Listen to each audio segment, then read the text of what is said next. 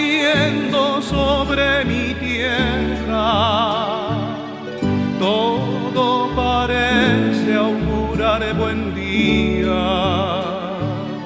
El ave trina su primer canto y la flor dándose todavía. El hombre honrado a sembrar se apresta sobre la tierra y más allá. Y al despertarse todos los niños, con la alegría signo de paz. Va amaneciendo, pero sin embargo, esta luz del día no nos mira igual. está aquel hambriento En alguna esquina, ¿y acaso muy cerca están los demás.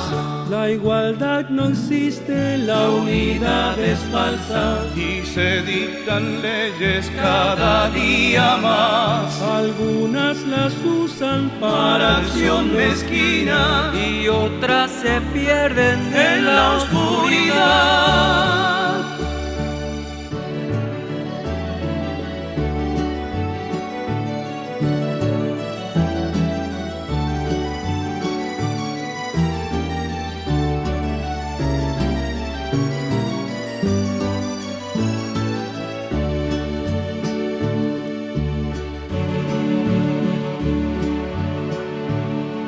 Si todos siguieran las leyes primeras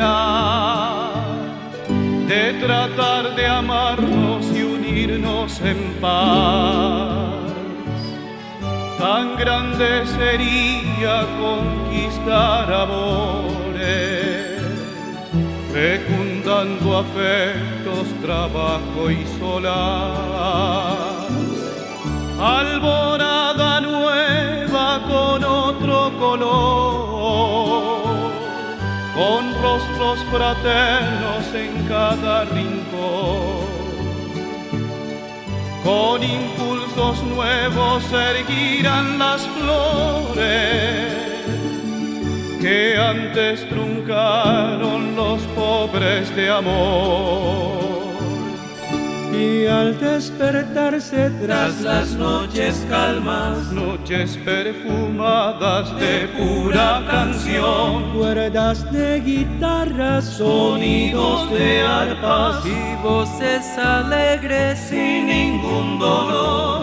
y cuando despierten Todos ya en alba, gozosos se sientan de poder andar, pisando ya firmes la tierra soñada, la que la lograron los hombres de paz, la que la lograron los hombres de paz.